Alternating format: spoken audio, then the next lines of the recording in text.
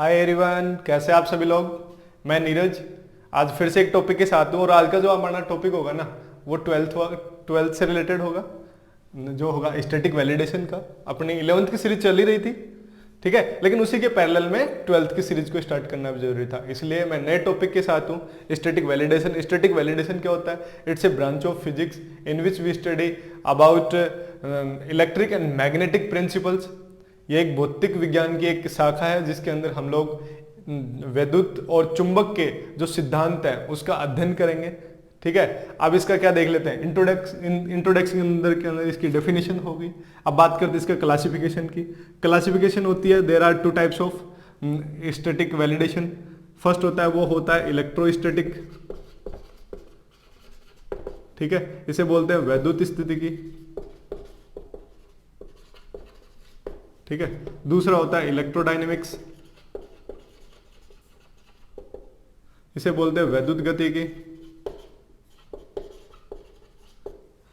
अब इनमें होता क्या है कि इलेक्ट्रोस्टैटिक क्या होता है, इलेक्ट्रोडायनेमिक्स क्या होता है। इलेक्ट्रोस्टैटिक होता है उसके अंदर हम लोग इन दोनों के अंदर ही हम लोग किसकी स्टडी करते हैं, चार्ज की, ठीक है। अगर चार्ज है, अगर वो कांस्टेंट है तो उसकी जो स्टडी करेंगे वो किसके अंदर करेंगे, इलेक्ट्रोस्टैटिक के अंदर। और अगर चार्ज है वो कांस्टेंट मोशन में है तो इसकी स्टडी करेंगे वो इलेक्ट्रोडायनेमिक्स के अंदर करेंगे, राइट। तो ये दोनों के दोनों जिसके जो क्लासिफिकेशन है वो किस पे बेस्ड हो गए, चार्ज पे। अगर चार्ज कांस्टेंट है तो इलेक्ट्रोस्टैटिक के अंदर इसकी स्टडी करेंगे, अगर चार्ज कांस्टेंट मोशन में है तो इसकी स्टडी करेंगे ना वो इलेक्ट्रोडायनेमिक्स के अंदर करेंगे, राइट। अब बात करते हैं कि सर चार्ज क्या होता है। सबसे पहले ये तो बताओ कि चार्ज क्या होता है, ठीक है। और चार्ज है ना दोस्तों, इसकी अगर डेफिनेशन की बात करूं ना और रियल वर्ड्स में अगर मैं बात करूं ना तो चार्ज सही मायने में इसकी डेफिनेशन देना बहुत मुश्किल होता है। मोस्टली स्टूडेंट्स के लिए बहुत ज्यादा मुश्किल होता है कि चार्ज क्या है, एग्जैक्ट डेफिनेशन देना बहुत मुश्किल होता है। बट इसमें होता क्या, चार्ज ये एक it's a property of matter who feels and produce electric and magnetic field. ये पदार्थ है वो वह गुणधर्म है, आवेश है ना वो पदार्थ का वह गुणधर्म है जो वैद्युत और चुंबकीय क्षेत्र को स्वयं ही तो उत्पन्न करता है और उसे स्वयं ही फील भी करता है, महसूस भी करता है, ठीक है। अब बात करते हैं कि सर चार्ज है उसके टाइप्स कौन कौन से होंगे। बेंजामिन जो साइंटिस्ट है बेंजामिन फ्रैंकलिन, उन्होंने बताया कि उन्होंने कैसे डिफाइन किया कि जो चार्ज है उनके कैसे देखेंगे कि जो चार्ज है वो पॉजिटिव चार्ज है कि नेगेटिव चार्ज है, उसके जो टाइप्स हैं उनको कैसे देखेंगे। तो उन्होंने क्या किया, उन्होंने बोला कि आप मान के चलो कि ये आपका कोई एटम है, ठीक है, इसके अंदर ये इसका न्यूक्लियस है और ये इसमें प्रोटॉन और न्यूट्रॉन है, ठीक है, मतलब जो पॉजिटिव है, ठीक है। और इसके चारों तरफ जो ऑर्बिटल है उन ऑर्बिटल्स में इलेक्ट्रॉन क्या कर रहे हैं, रिवॉल्व कर रहे हैं, जो कि क्या है, ये मेडअप है, न्यूक्लियस वो मेडअप है पॉजिटिव चार्ज से, और इसके जो सराउंडिंग में जो ऑर्बिटल है उनमें जो इलेक्ट्रॉन रिवॉल्व हो रहे हैं वो क्या है, नेगेटिव अफेक्टेड है, ठीक है। अब क्या करते हैं, इनमें से कुछ इलेक्ट्रॉन्स को अपन लोग बाहर निकाल देते हैं, इस एटम से कुछ इलेक्ट्रॉन्स को बाहर निकाल देते हैं। तो इसमें क्या होगा, इलेक्ट्रॉन को बाहर निकालेंगे तो यहां पे जो प्रोटॉन होंगे वो ज्यादा हो जाएंगे इलेक्ट्रॉन से। मतलब क्या होगा, प्रोटॉन्स की जो संख्या है वो इलेक्ट्रॉन की संख्या से ज्यादा हो जाएगी। ज्यादा हो जाएगी तो यहां पे जो चार्ज होगा, जो चार्ज जनरेट होकर आएगा उसे कौन सा चार्ज बोलेंगे, पॉजिटिव चार्ज, ठीक है। ये कौन सा चार्ज हो गया, पॉजिटिव चार्ज हो गया। अब क्या करते हैं कि ऐसे करते हैं कि ये जो एटम है ना, ऐसे मान के चलो कि ये अब जो करता है बाहर से इलेक्ट्रॉन्स को ग्रहण करता है, ग्रहण करेगा तो क्या हो जाएगा, यहाँ पे इलेक्ट्रॉन होंगे वो ज्यादा हो जाएंगे।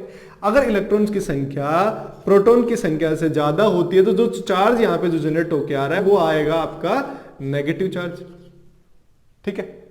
चार्ज की डेफिनेशन होगी, चार्ज के मतलब कैसे पहचानेंगे कि कौन सा चार्ज पॉजिटिव है कौन सा वो हो गया, ठीक है। अब बात करते हैं कि चार्ज की यूनिट क्या होती है, यूनिट ऑफ चार्ज। चार्ज है वो it's not a fundamental quantity, right. एक मूलभूत भौतिक राशि होते हैं कूलाम में, ठीक है, कूलाम के अंदर इसको मेजर करते हैं। सीजीएस पत्ती में इसको मेजर करते हैं ना, वो करते हैं ईएसयू में, ठीक है। और अगर ओरिजिनल चार्ज की बात करें ना, एक ओरिजिनल चार्ज में जो आपका वो होता है कितना कूलाम होता है, 1.6 इंटू 10 की पावर -19 कूलाम होता है। अगर इसी को सीजीएस पद्धति में देखें, इसी को अगर सीजीएस पद्धति में देखोगे तो ये कितना हो जाएगा 3 इंटू 10⁹ ESU हो जाएगा, 1 कूलम के बराबर इसी की वैल्यू। ठीक है, अब बात करते हैं इसकी यूनिट क्या होती है। चार्ज की यूनिट क्या होती है? चार्ज की यूनिट क्या हो जाएगी? इसको करंट के अगर उसके फॉर्म में देखे तो ये क्या होता है? Q/T, changing rate with respect to time of charge is called current, right. अगर करंट इसको अगर हमें किसकी यूनिट देखनी है? चार्ज की। जो चार्ज की यूनिट देखोगे तो वो क्या हो जाएगी? 80, राइट। 80 बोले तो एम्पियर और T फॉर टाइम। अगर इसकी डायमेंशन देखोगे तो ये क्या हो जाएगी? M0 L0 T⁻1 और ये अगर करंट है इसको I लिख लो, I1 कर दो, या फिर I ना लिखे इसको एम्पियर लिखो तो फिर A1 कर दो। तो इसकी जो डायमेंशन निकल के आएगी ना वो क्या आ जाएगी? M1 M0 L0 T⁻1 और I⁻1। ये इसकी क्या होगी? यूनिट हो गई। चार्ज की यूनिट हो गई, डायमेंशन हो गई। ठीक है, इसकी डायमेंशन थी ये। अब देखते हैं कि इसकी प्रॉपर्टी क्या क्या है। चार्ज की प्रॉपर्टी क्या क्या होती है? प्रॉपर्टीज ऑफ चार्ज कि सर चार्ज की प्रॉपर्टी क्या क्या होती है? भाई चार्ज की जो पहली प्रॉपर्टी है ना वो ये है कि ये स्केलर क्वांटिटी है। एक कैसी क्वांटिटी है? Scalar quantity. स्केलर क्वांटिटी क्यों है? क्योंकि ये जो मैथमेटिक्स के जो अलजेब्रिक रूल है ना उनको फॉलो करती है। ठीक है, इस वजह से ये जो चार्ज है वो कैसी क्वांटिटी है? Scalar quantity. मतलब जो अलजेब्रिक रूल है उनके अकॉर्डिंग इसको जोड़ा घटाया जा सकता है, मल्टीपल जो भी डिवाइडेशन है वो किया जा सकता है। जितने भी रूल्स अलजेब्रिक के होते हैं उनको ये क्या करती है? फॉलो करती है। इसकी वजह से ये चार्ज क्या है? स्केलर क्वांटिटी है। दूसरी बात करते हैं कि सब चार्ज क्या है, कि जो चार्ज है वो इसकी सेकंड प्रॉपर्टी क्या है? ये क्या है? चार्ज ट्रांसफरेबल होता है।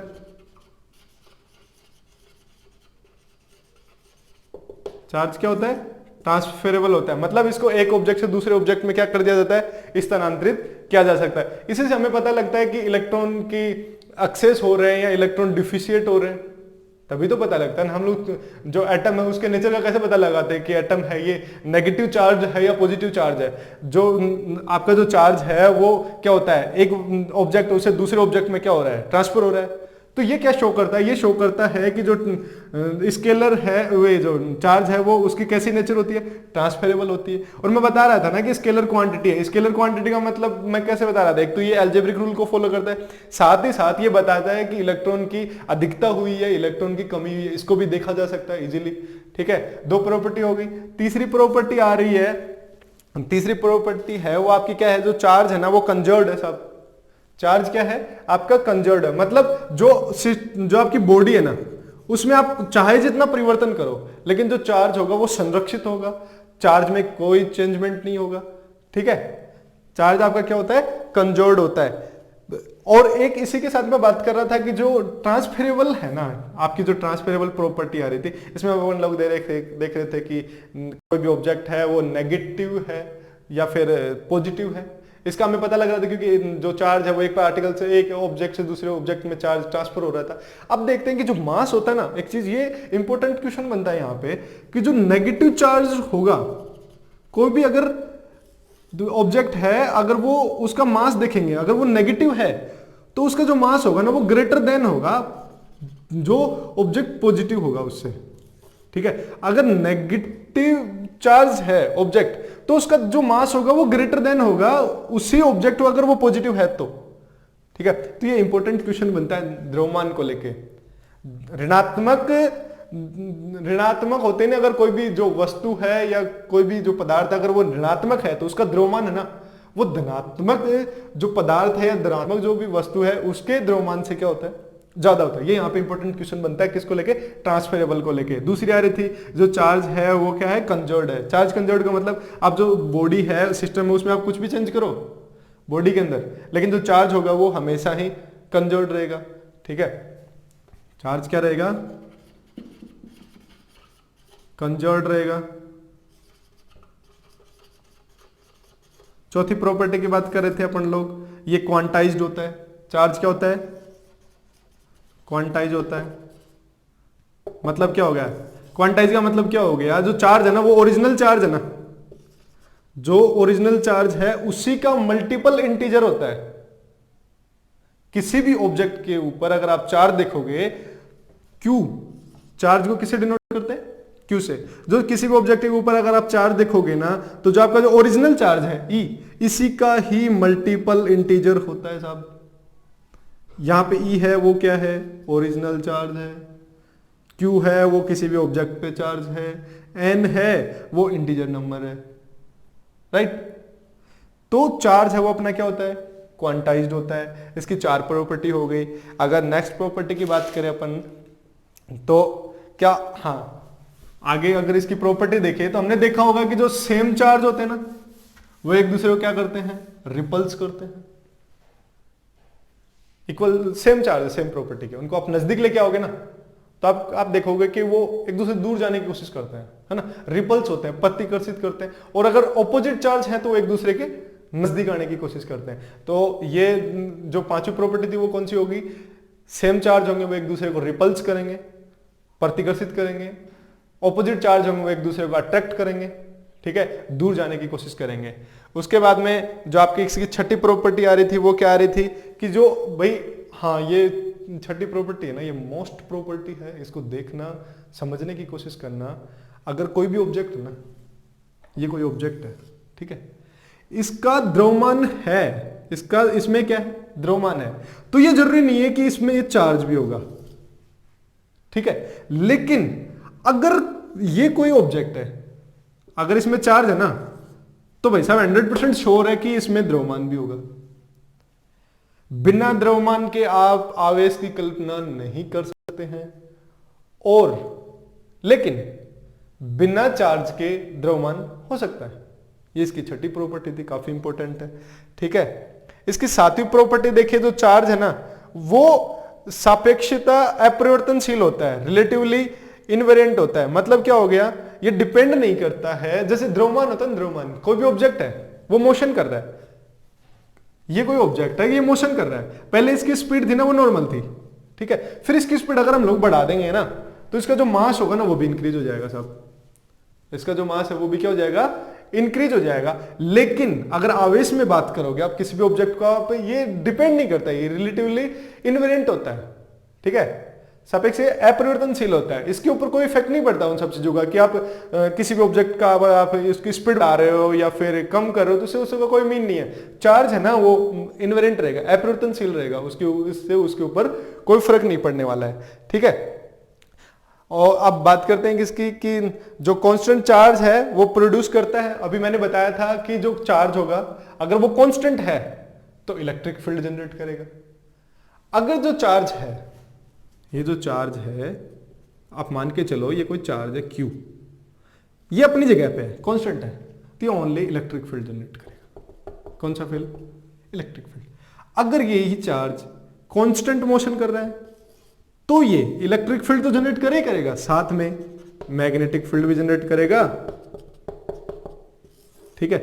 अगर जरूरी थोड़ी ना भाई कांस्टेंट ही मोशन करे, ये हो सकता है कि एक्सेलरेटेड मोशन भी कर ले, त्वरित गति भी कर ले। अगर ये त्वरित गति करेगा तो क्या प्रोड्यूस करेगा? अगर ये त्वरित गति करता है तो ये प्रोड्यूस करेगा इलेक्ट्रोमैग्नेटिक रेडिएशन, विद्युत चुंबकीय विकिरण को भी क्या करेगा? ये उत्पन्न करेगा, ठीक है। तो ये चार्ज की क्या होगी? 7 से 8 प्रॉपर्टी होगी। अब हम लोग इसी में बात करते हैं कि कंडक्टर और इंसुलेटर क्या होता है, ठीक है। इसी से रिलेटेड है, चार्ज से रिलेटेड। आज जनरली हम लोग यही देख रहे हैं कि जो इसकी बेसिक है, इसका स्टार्ट कहां से करेंगे वही देख रहे हैं। चार्ज ऑलमोस्ट हो गया है। इसमें देखते हैं कि इंसुलेटर और कंडक्टर क्या होता है, ठीक है। कंडक्टर क्या होता है? कंडक्टर क्या होता है?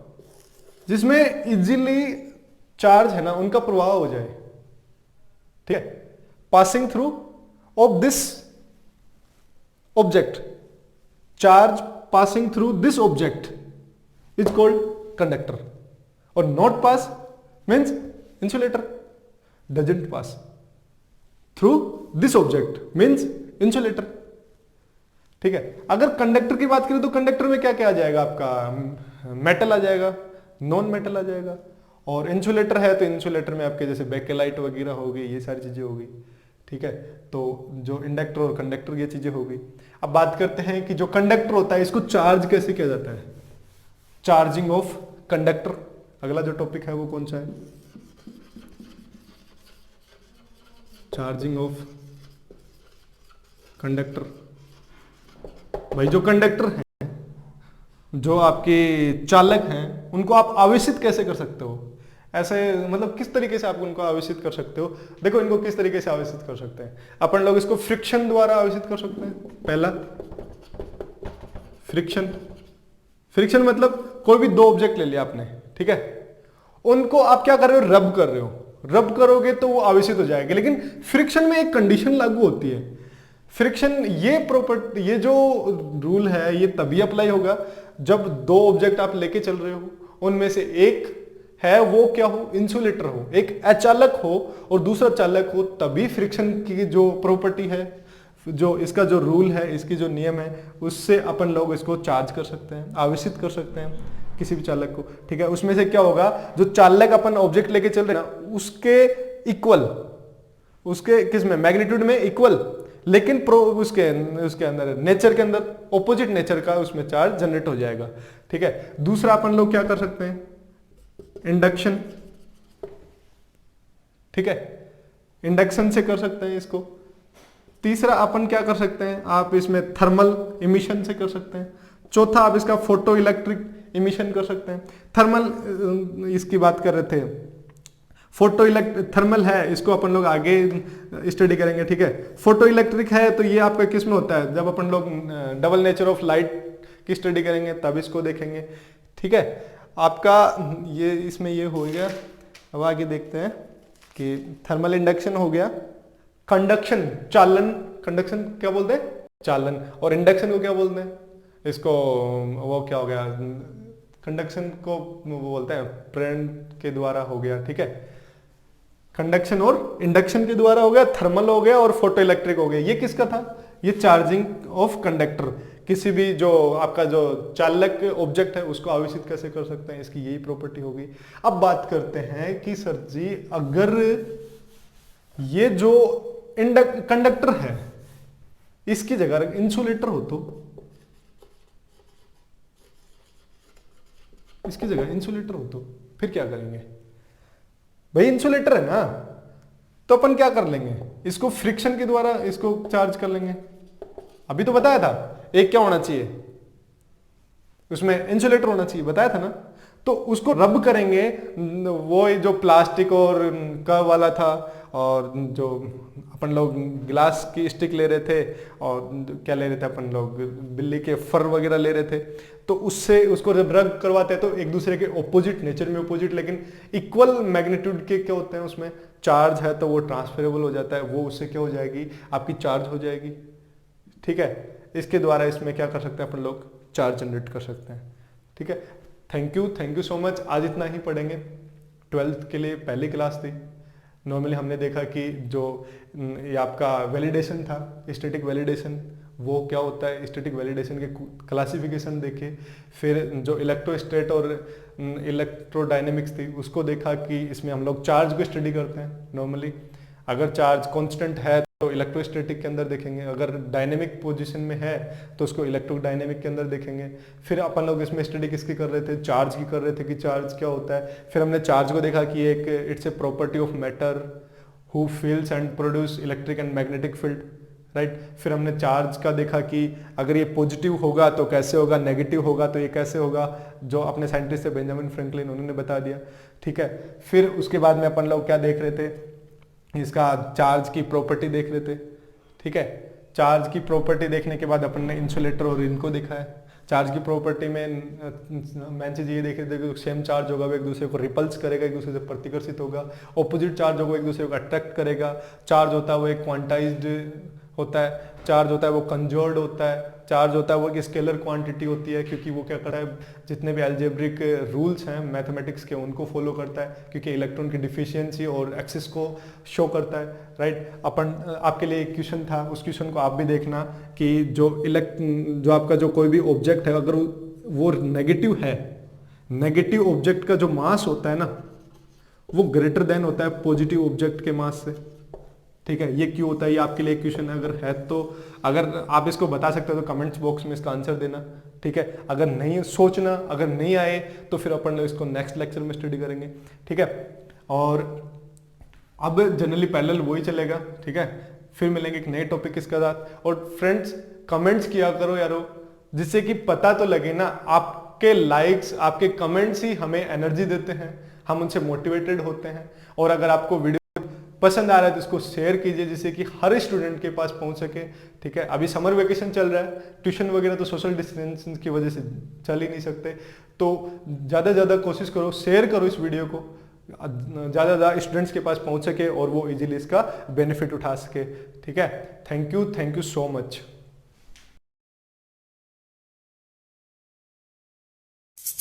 మీకు ఈ వీడియో నచ్చినట్టయితే లైక్ చేయండి, షేర్ చేయండి, సబ్స్క్రైబ్ చేయండి. రెగ్యులర్ నోటిఫికేషన్స్ కోసం బెల్ బటన్ని